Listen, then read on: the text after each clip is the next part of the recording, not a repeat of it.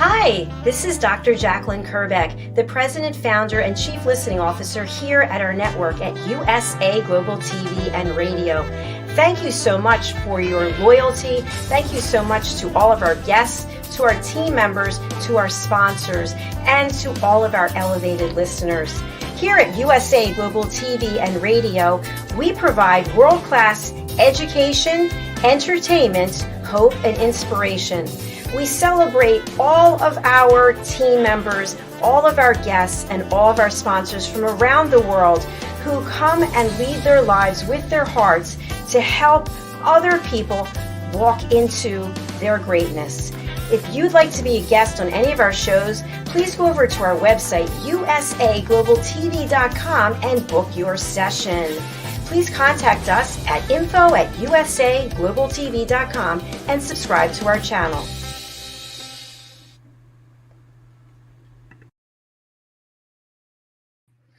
Hello, everyone, and welcome. Good morning, good afternoon, good evening, wherever you are in the world. This is USA Global TV and Radio. I'm Dr. Jacalyn Kerbeck, and our show today is Global Adventures. Our topic is Honeymoon Adventure to Lake Baringo. I hope I said that right. I think I messed it up with JenettaBarry. Let's welcome Jenetta, and she can straighten me out. Jenetta's the star of our show, and she's joining us from Kenya in East Africa. How bad was that, Jenetta? Not far off. Not too bad. Baringo. That's it. Baringo. Baringo. I actually looked it up before the show, and I thought, Yeah. wow, this is pretty cool. So before we get into your honeymoon adventure, which I'm super excited to hear about, I'd love for you to share a little bit with people about your work. You're doing something new. You're over on the metaverse, and I know you've added another suite of offerings to what you currently offer. So please tell our audience more.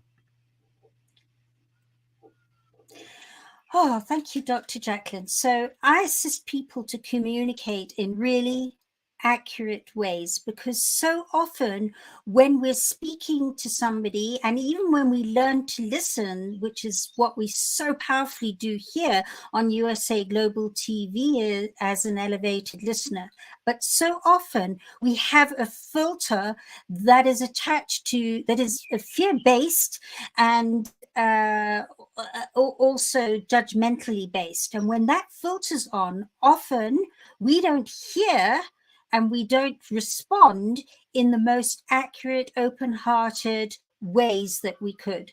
And I've seen this especially happen in the corporate environment. And so what we've done is we've launched a suite of 5 different offerings for corporates in terms of whether you're an entrepreneur or a solopreneur or even part of a corporate company, where you can start learning and finding out what it is holding you back and losing you business or losing you results because of those filters. And we very specially launched this suite of 5 products on the metaverse in a place called Your Global Village. And in fact, it's just about, I think it's coming up tomorrow, you'll be able to visit this village on the metaverse. You go in there and you can see the village, all beautiful graphics, amazing moving graphics.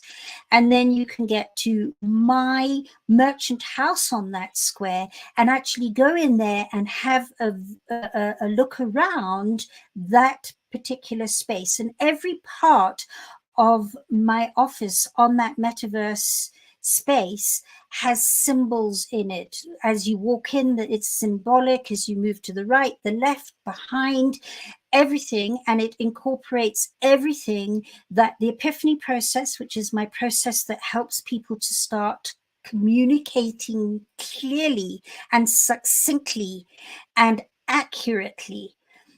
That's all there. And World Day, which is the charity attached to the Epiphany process, which is all about changing conversations around depression and suicide and those solutions. So it is absolutely amazing. And of course, now we're launching into the corporate environment with these 5, and I'm over the moon with it.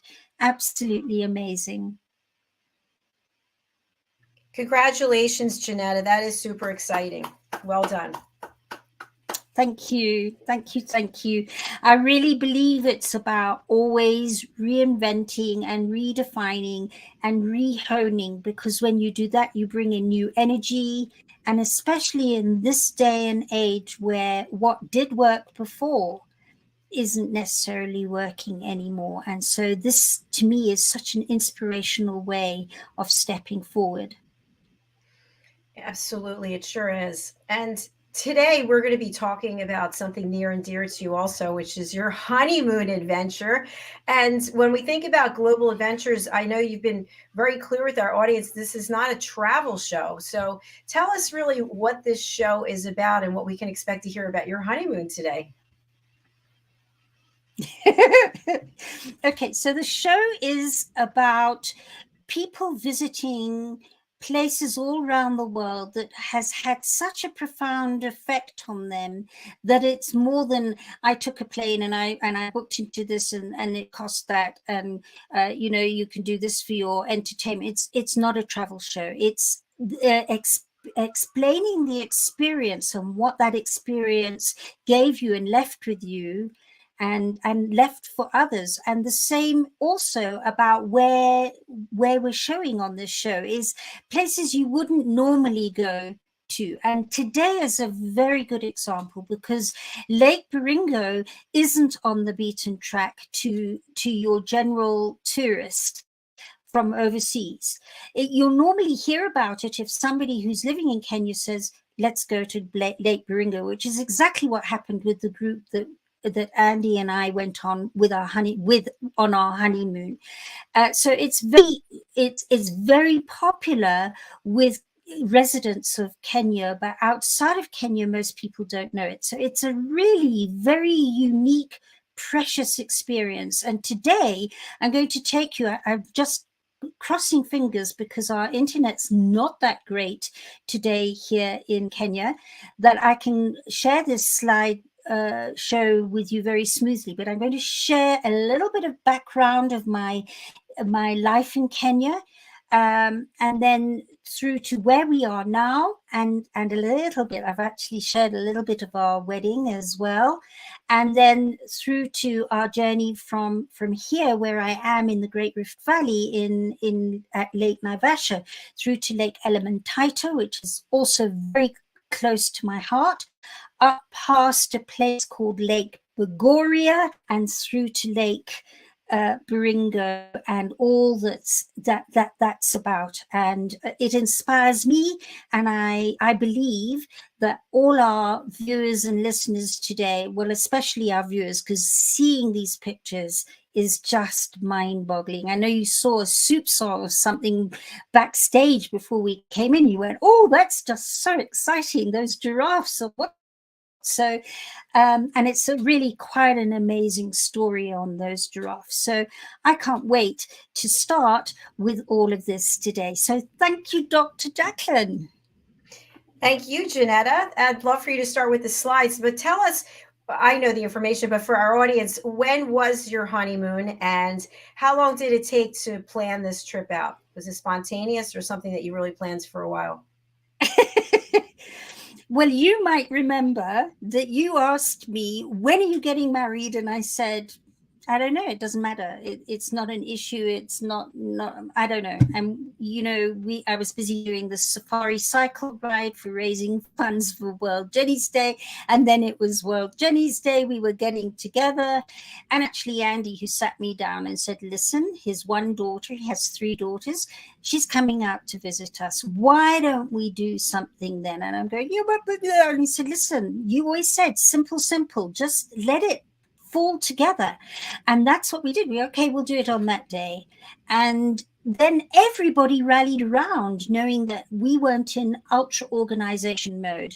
And it became a community wedding. It was amazing. I only we only had 20 people there, including Andy and me. So we only had 18 guests there, and they were our dearest and closest who could be there. We had some family and very close friends on Zoom, but that's where it just all fell together.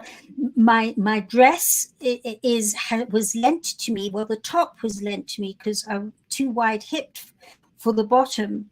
So I got another bottom made up, a skirt, but the top was lent to me by my very, very dear friend, Juliet Barnes, pretty well-known international Kenyan author who lives on Lake Elementaita on Lord and Lady Delamere's farm. And she'd worn it for her wedding, and she said it would be so special to have you wear it for yours. So a friend who has a big rose farm here on Lake Naivasha just gave us mountains of roses. It was just the most amazing day. And that was on the 22nd of October. And 2 days later, Andy's family and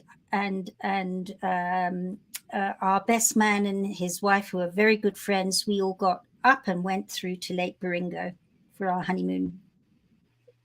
Well, I saw some of the pictures of the wedding, which looked amazing, but I can't wait to see the honeymoon pictures. So I'm going to turn the screen over to you and let our audience know that there may be a little bit of a delay and as the pictures are pulled up. So just bear with us because technology is what it is, right? Yes, please bear with us. Yeah, and internet is what it is. It's definitely become more challenging in the new year here in Kenya, and I can't find out why. But bear with us because it's worth the wait, even if it does slow things down. Should I bring up your slides? Yes.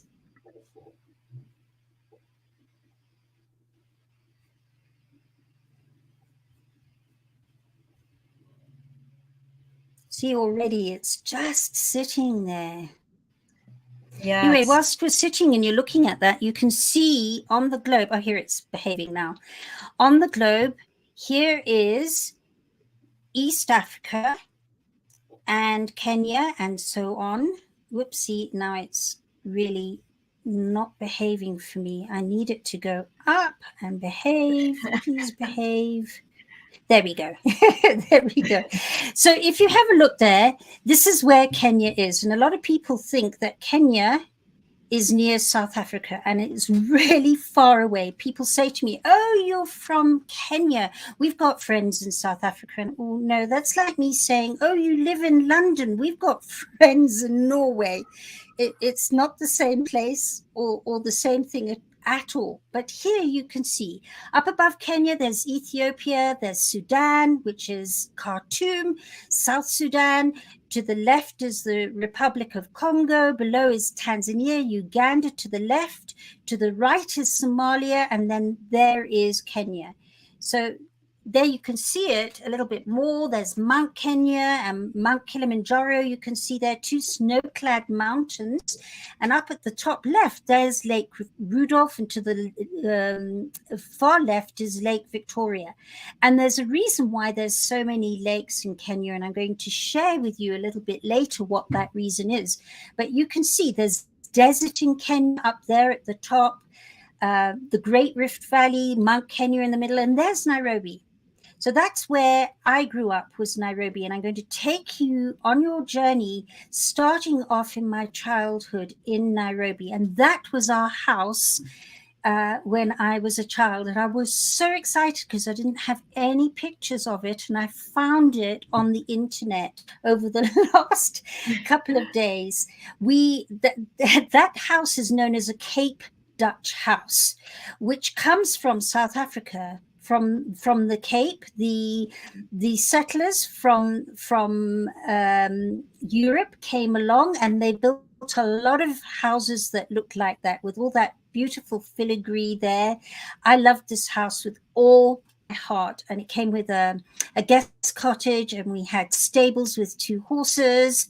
Whole house view, it doesn't anymore because it's gone, were overlooked a whole coffee farm. So I grew up basically on a coffee farm. And I used to take my bicycle and go through to the place where they gathered all the coffee and processed it. Here's the other part of the other side of the house.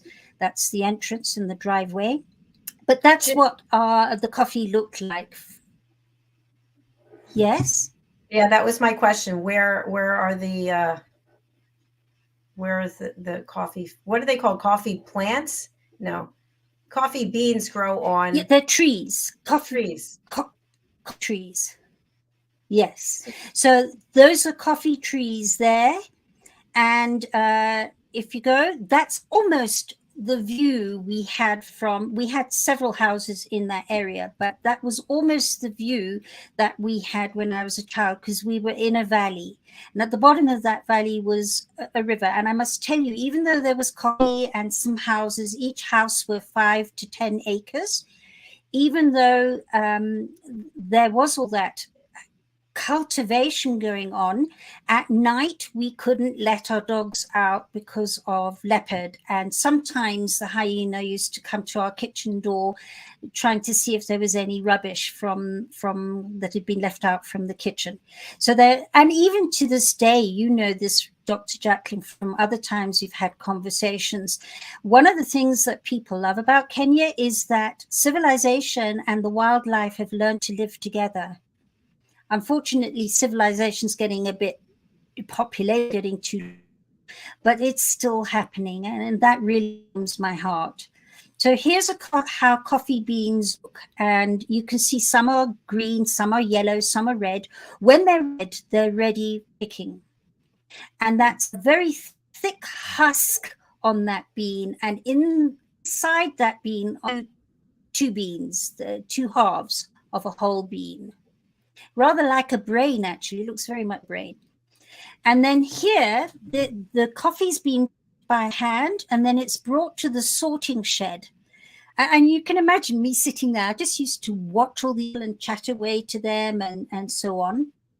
And they sort it in grades of colors and so on, so that they can be processed in different ways. Now have a look at that. This is the process, why some of it is yellow and some of it is that they're dehusking. So they put the coffee into a trough and allow it to almost ferment. The smell is quite something else. And that takes the husk off, and so they're able to bring it through, and the husks start falling off, and then they put them on in the sun on trays like that, and they dry out the coffee bean until it's dry, and then the sorting starts and the grading of the different types of coffee start happening. I think this is called cupping, if I remember correctly. Coffee cupping, and it goes from there. So that's the really rich. Sometimes I go on our horse and go and watch it all. I was a very lucky bunny, really. So let's go on to now and today. And the first thing is, I live in what's known as the Great Rift Valley. The reason why it's called the Great Rift Valley is that the tectonic plates underneath Africa and Asia millions of years ago started shifting, and it caused a great rift. So you can see there, it starts right from the Red Sea, through and down through Ethiopia, into Kenya, down into Tanzania, right round into Malawi and Mozambique. And in actual fact, it's in patches right down to northern South Africa. But you can see there that it went into like a fork, and it's in that rift that all these lakes have occurred on both sides. It's showing only lakes on the left side. Lake Victoria is enormous. When you go on Lake Victoria, that's that blue spot in the middle. When you go on there, you're on the open sea. It is absolutely amazing. Anyway, so here we go. Look, that is the road to the Masai Mara. And every now and then, there's another shift in the Rift Valley, and the road gets affected. having said that, you go, wow, that sounds really dangerous. But in actual fact, Africa is only going to split two in 50 million years from now. So I don't think to save the date.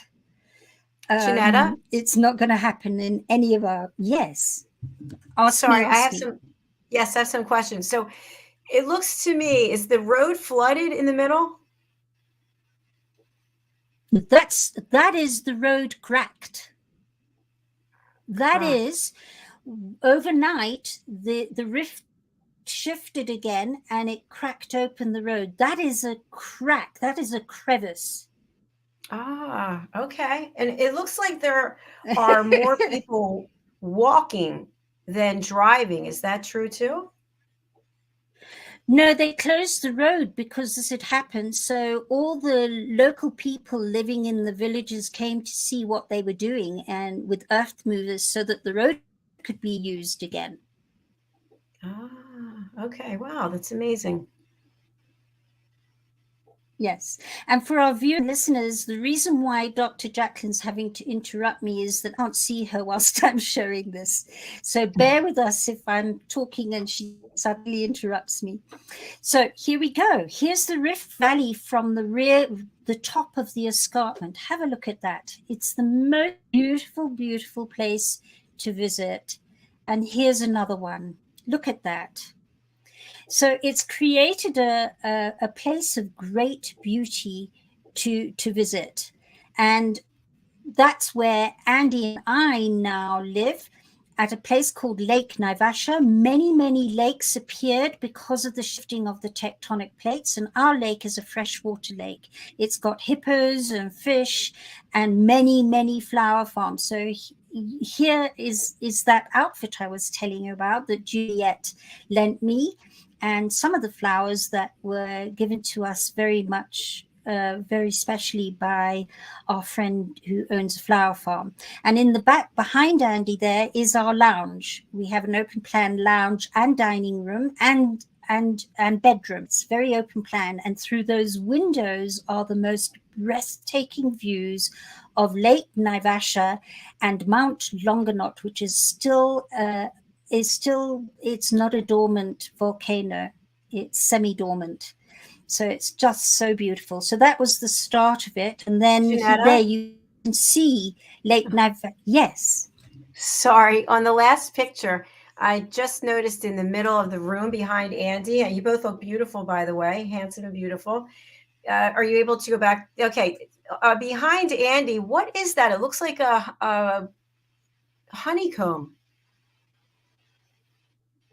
Volcanic rock that's been built right up to the top of the roof. The roof is made with palm tree leaves, by the way. It's thatching with palm tree leaves. And that's there because it divides the lounge from bedroom. And when you go to the bedroom side, on the other side of that volcanic rock wall is the most beautiful made from bark and obsidian stone. Maybe sometime I'll do a program just this house because it is just amazing. Some people call it our Flintstone house because it has windows on the other side that looks like Fred and Wilma Flintstone's house. I would love to see that. Yeah, that's that. This is our veranda below our house. It's got a little pond at the far end there that was tinkling as we were getting married, and we made it very much a bush affair. And in the back there you can see Lake Naivasha, and that is behind Lake Naivasha, Mount Longonot, which is the semi-dormant mountain. It's a crater and it's beautiful, beautiful place. So that gives you there. And then there's a little bit of a piece on our wedding. Here it's having to stream. As it's streaming, all those guests are very special and dear to us. There's Moira, who was on our global adventures with a big black hat. She's doing our vows with us. Andy's daughter to my left and to the right.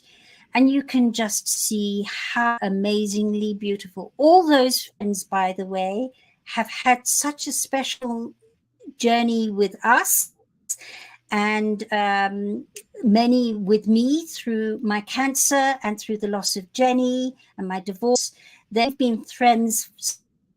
In fact, the one on the second from the left went to school with me. And so did Juliet. She's here with the straw hat. So it was really very meaningful. Everybody who was there just filled my heart. It was just amazing. And then here we are on our bedroom veranda. That's our dog Moto with us as well. And that was everybody there who came to our wedding. And over there on the far left, Dr. JACALYN is Dr. Kez Hillman-Smith, who is to rhinos what Jane Goodall was to chimpanzees. Very special friend of mine. And over to the next one. So we're going to go back here. Now you can see the Great Rift Valley and understand it a bit more. There's Nairobi. And if you were to go straight, can you see where it says Nakuru in between the Great Rift Valley writing? Now, between Nakuru and Nairobi, it's not very far, it's about a half an hour's drive, is Lake Naivasha. So Lake Naivasha, you get Lake Naivasha, then you get Lake Elementaita. Lake Naivasha is a freshwater lake. Elementaita is a soda lake. So it has some fresh, it's got a lot of salt in it. And Lake Nakuru is a fresh one. So Lake Nakuru has living life in it, whereas Lake Elementaita has, which of course is great for flamingos, that's what gives them their pink color, but you can't do much with it. But Lake Elementaita is owned by Lord and Lady, and part of it it's where my books, Full Rainbow, starts. So all this area from Naivasha to Elementaita to Nakuru is very close to me and my heart. Then when you get to Nakuru, we're going to go today straight up north. I'm going to go over the equator. And then we're going to get to Lake Bogoria, which is also not freshwater, and it's full of geysers, hot water geysers. You can boil eggs in it. And then just above that is Baringo, which is a freshwater lake filled with hippo and crocodiles. So that's where we're taking you today. So our first stop was at Lake Elementaita, where you can see land on the other side of the lake. That is Lord and Lady Delamere's farm. And they farm cattle there, but all in between, all animals, including lions. They have to have a lion enclosure to protect the cattle at night. And this place is called Sunbird Lodge, and we stopped for lunch here. It's just beautiful. Just look at that. Just something else. So that was our first stop on our way through. And then this is another view of Lake Elementaita. All this is volcanic rock activity. And that particular mound is known by the Maasai as the Sleeping Warrior. But we fondly call it Delamere's nose because it looks like Lord Delamere's sleeping on his back and his nose and his eyebrows and his neck and his chest. So we call it a lot of Delamere's nose. And then here we are at the equator. You go over the equator from the southern to the northern hemisphere to get to Baringo. And the next thing is, this is Bogoria. We didn't stop at Bogoria, but I wanted to show you. It's not coming out the way it can do. There it is, most emerald green. Now that's somebody boiling eggs in that cage, because this is right at the water's edge. And the volcanic activity and the geysers is just amazing. And I'll show you a little bit more. Oh no, I've lost it. Some of the pictures have gone. I had a picture of geyser and the lake, but it's it's disappeared. So now we're going to get to Lake Baringo, which does have life in it. And there you go. It's got hippo and it's got crocodiles. And here, bear with us whilst and flamingos as So well. Beautiful flamingo. Yeah. I mentioned to you earlier, the flamingos get pinker when the density of algae is highest. So if there's not much algae, they go quite white. And when there's a lot, they go bright, bright flamingo pink. Now, there are two sets of tribes around Lake Baringo. That, by the way, is an antelope's horn that he is blowing into. And that is an Injempt. The Injemts tribe are related to, all Kenya's runners and how well they run. That is the Kalenjin tribe, and the Kalenjin tribe live in that area and right up into the very high highlands. That's why those runners run so well, because it's such high altitude, their lungs are enormous. And the Kalenjin are related, are actually from Egypt originally. They're mentioned in the Bible, and they migrated down to this part of the world. So that's the Injemts tribe. And this is the Pokot. And the Pokot tribe are related to the Maasai. They speak Ma. M-A-A is the language that the Maasai speak. So that's why they're called M-A-A-I, Maasai. And Jenetta, here we go. There's some Injemts again. Yeah. What were the headwear and around their neck? What are they made out of? They're made out of beads. That's all beadwork. Like the beadwork on my wedding top? Mm-hmm. It's the same beadwork.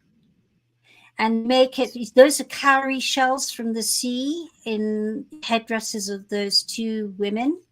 And of course, brass earrings. They've forged from brass, but all that is made from wire and beading, all hand done, all beautiful, including my wedding dress, all done by hand. And even there, you can see the Injemts bracelets there, all done by hand. And look at his headdress. It's all symbolic. If you were to ask him, he could tell you what it's about. And look how they do markings. They actually mutilate the skin to do these markings. These are very prestigious markings, and their stories all tell stories, from circumcision to killing a lion to there's a whole story in that arm filigree. Amazing. How do they do that? Some more. Look at all this. What with this one? Their markings. They actually cut into the skin in the flesh. They cut into the skin and the flesh, and it leaves those scars. Wow. It's highly sought after and very prestigious happening to have that done. And then here are some more the Pokot women with some more of their amazing beadwork. So incredible. This is us having arrived at Lake Baringo. And Lake Baringo have a lot of yellow fever trees and a wonderful jetty to get onto, because when we get to Baringo, we then take a boat out onto Old Kokwe Island in the middle of the lake. But something started happening 10 years ago, and there is no longer, those trees don't exist anymore, and the jetty has gone. And I'm going to share with you a little bit later what happened. But for the moment, that's us arriving with no jetty and no trees. Can you see? We're just getting straight into the boat. So the one boat took all our food. So we had to buy everything in Nakuru. There's a supermarket there, and we brought it through. And then the one boat took our food, and the boat with the canopy took us. And when we got to lake to island camp, there's a resident chef who is a 5-star chef, and he and I sat down and talked about all our meals, and we had all our meals very professionally cooked for us there, but it was all transported over by boat to get there. And there's one of our boatmen. He's the head boatman who took the food over. And here's one of the views that we took as we were going along on the water through to Okokwe Island, where island camp is. Oh, how did that get there? Bye-bye. Something's happened. It's gone right back to the beginning again. I love these pictures and this personal experience that you're sharing with us. It has to play the video before I can move on. So it's like an action replay now. I don't know why this has happened. Anyway, here we go. Now I can go on.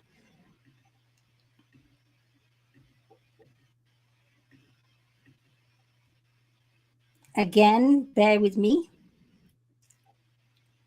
Just to remind you, this is Lake Bogoria. Boiling eggs in the geysers next to the lake.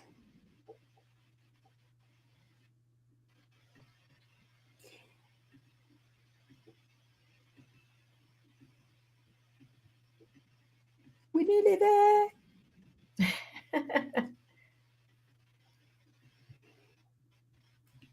Okay, here we go. Here is island camp on Okokwe Island.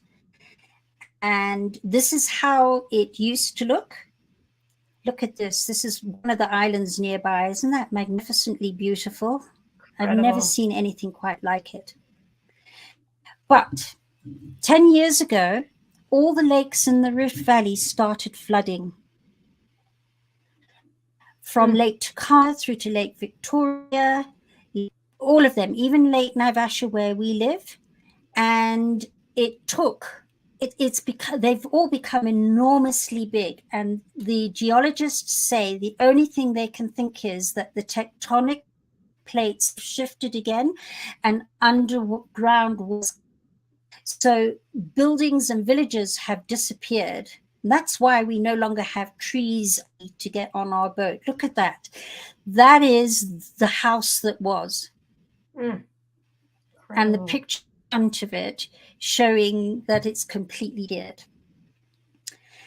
And the same happened. There was an island with Rothschild giraffe, which is the indigenous giraffe of that area. And as the water rose, there was less and less island and less vegetation for these animals. And so the Kenya Wildlife Services and the community came in and rescued these animals. Look at that. It's incredible. They did it in bits and pieces. Yeah. Put them back on the mainland. I mean, even here you can see this is island camp. 3 houses, or one's a tent. There were, I think, 10 tented camps. So the tents have ensuite bathrooms. There's only one tent left now.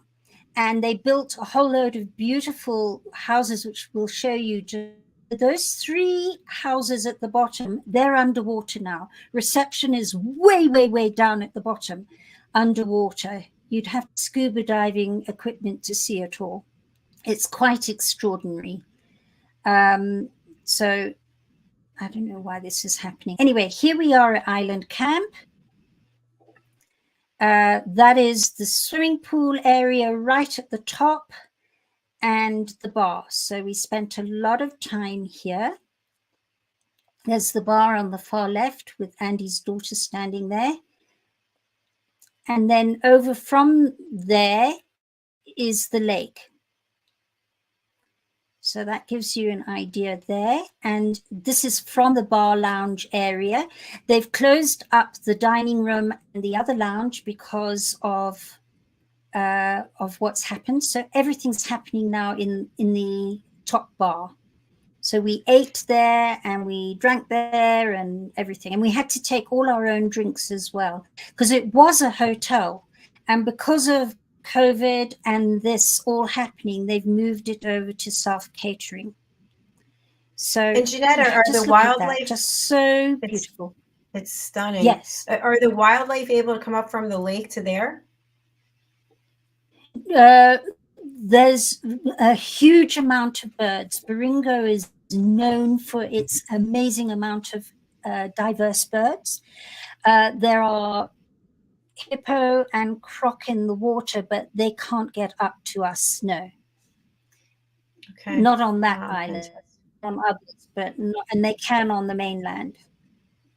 So we actually have this was taken by. Yes. Oh, sorry. I was going to say we have a comment from one of our lovely team members, Diane Floyd Bame, in the house. She writes, "Wow, this is so interesting. How wonderful they rescued the animals. A wonderful honeymoon adventure."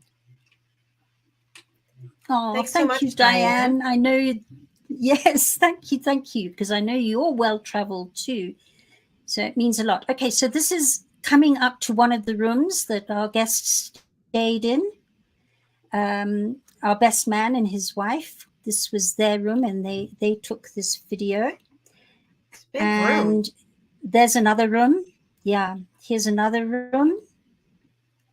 There's our room. This was the room Andy and I had, which was the honeymoon suite, which used to be high on the hill and now has waves lapping just below our room. Incredible. And there it is at night. That's our room at night.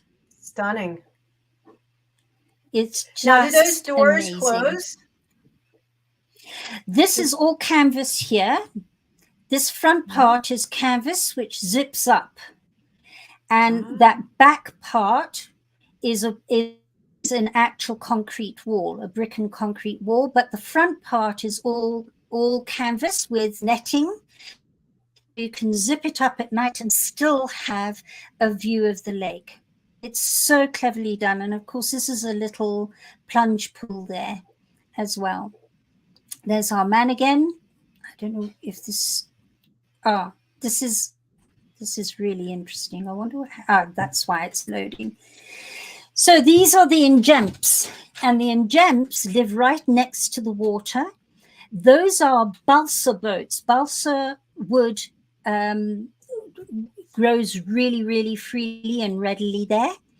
And so they make their boats for centuries. They have been making boats like this. And by the way, the injemps are known as, with the Maasai, as the two fiercest tribes in Kenya. They're full of courage, and they're very fierce tribe when it comes to battles and things. But here they are on the water in their balsa wood boats.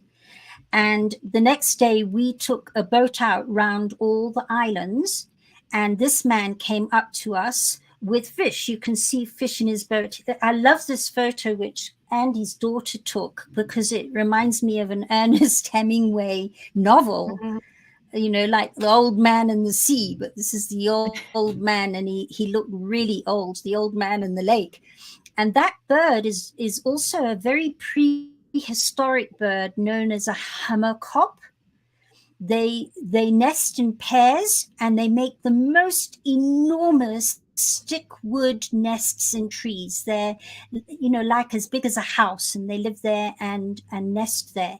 But this man, this was his friend. He called him Kesha, which I don't know what that means in Injemps, but the moment he was selling us the fish, Kesha came and landed on his shoulder waiting for his, but he had to call him as well and say, Kesha, come. Well, he used a bit of Swahili so I could understand what he was saying. So they put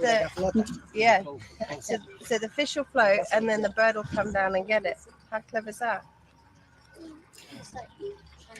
So that's Andy's daughter's voice. I'm going to replay it once I've explained it to you.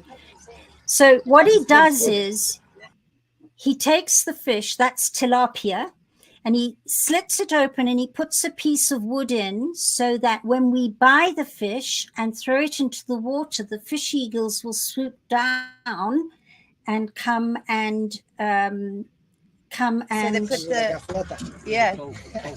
the fish will float and then the bird will come down and get it. How clever is that? So, Jenetta, you buy the fish to feed it to the birds? That's right. yes, he that's his livelihood. When tourists come, he does that. So you can do that with the birds. And there's the fish eagle. It has the most beautiful cry.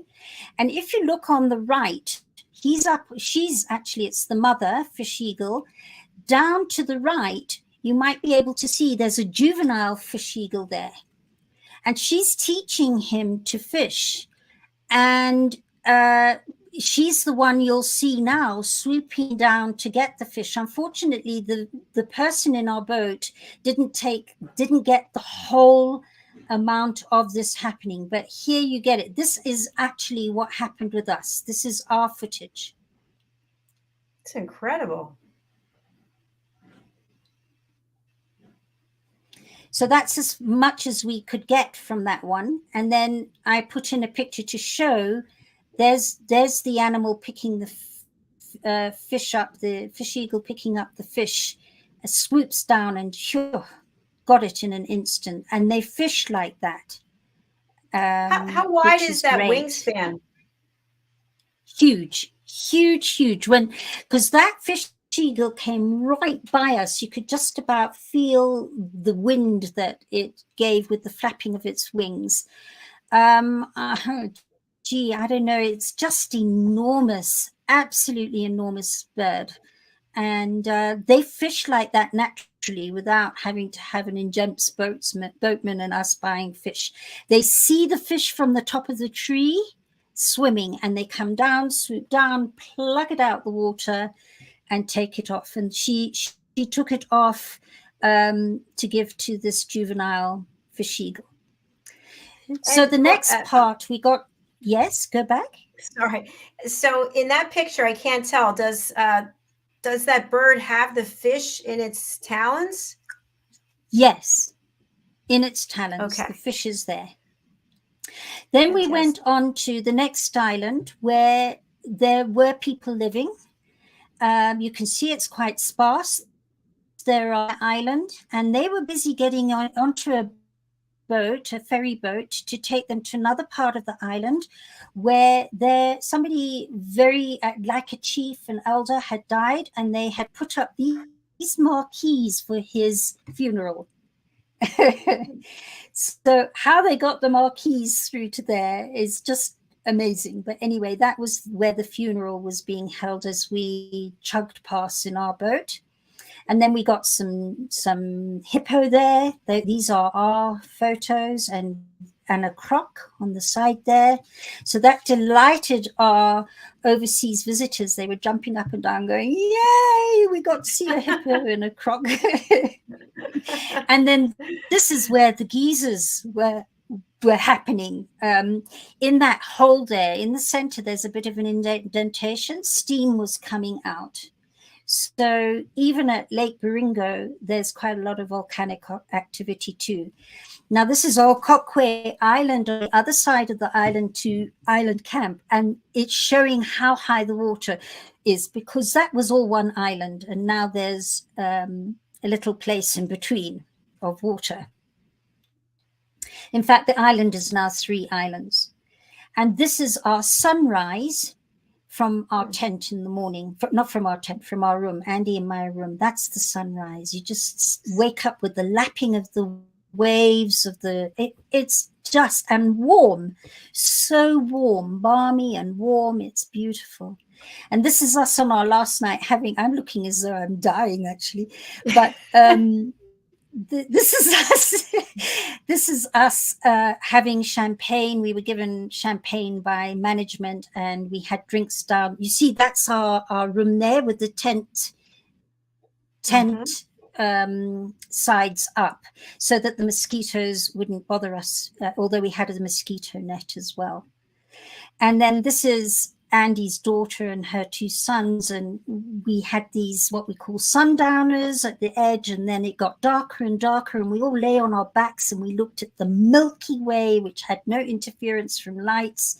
It was just so beautiful. And just to show you again, that's what we were sitting next to, watching the stars and listening. And in fact, Andy's daughter just sat there with tears of gratitude in her eyes, going, this is there's nothing to describe Africa until you get there. It gets into your blood and you always want to come back.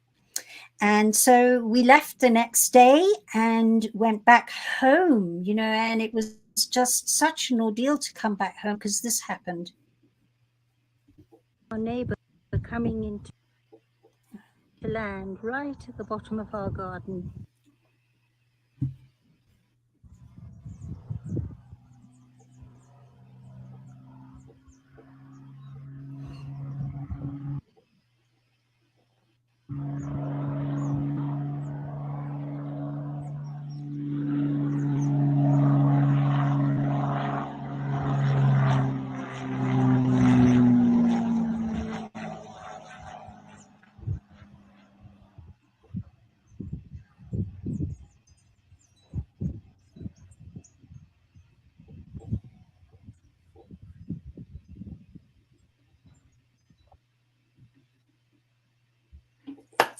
Oh my gosh, I love that. I've never seen anything like that somebody actually was there taking those kinds of pictures. That's absolutely beautiful. And we have a comment from Moira. Hi, Moira. Really enjoying this. Jenetta, I got so wrapped up in what you showed, I didn't even look at the time. The next show is starting just about 8 minutes. That was truly amazing. Seriously, one picture after another, I was just so caught up in what it is that you see on a regular basis there. So thank you for sharing that with us. Oh, thank you. It's just such an honor and pleasure. You can see why it's very difficult for me to leave home, because it's just so beautiful here. And I just think we're just so honored and blessed to have this experience. And from a child, I'm just so very, very lucky. I can see that. I'm Fortunate. Still blown away by the giraffes being transported and the other animals. I mean, that's amazing. Really amazing. You never see anything like that. Well, we'll have to talk about it further off of the show, because I really have so many questions and things I just want to ask you about. So maybe we'll have a follow-up show just to discuss. Perfect. All right. Deal. Anytime. Fantastic. All right. We are closing out because we're going to head over to the corner bookstore. So Jenetta, please let people know if they have any questions. Maybe they want to come to Kenya. Maybe they want to ask you about best places to go, things to do, or they want to reach you for work. Tell us about how they can contact you and who you'd like to reach out. Wow. Yes. So you can contact me at Jenetta at theepiphanyprocess.com and ask me anything if you want clarity. In fact, if you'd like a rerun of this program, then contact us and we'll make a plan where we'll be able to talk more and have even more interaction from people online. So you can get hold of either Dr. JACALYN or myself. So I'm Jenetta, JENETTA, at theepiphanyprocess.com. And please feel free to reach out, ask questions, put in a vote for another viewing with more detail. And next week, no, in 2 weeks, because this is a twice a month show, in 2 weeks' time, we have a really wonderful episode on the Kalahari Desert in Botswana. And Dion de Villiers is actually my son's Neil's very, very best friend. He's been on South African television to do with wildlife and overseas television. He now lives in Australia, but he brings through safaris all the time to Africa. And he is going to share with us his experiences in the Kalahari Desert with his children and the Khoisan. So don't miss it, because it's going to be amazing. And with that, I wish you all lots of love. See you next time. Thanks, Jenetta. Thanks to each and every one of you who are watching or listening. And thanks again, Jenetta, for taking all the time that you did to put that together. I'm sure that didn't just happen in a few minutes. So I appreciate that dedication and loyalty. And it was a fabulous show. Well done, you. Thank you too. And see you soon. Bye, everyone. Love you too. See you back here on the Corner Bookstore with Diane Floyd Bain. Bye for now.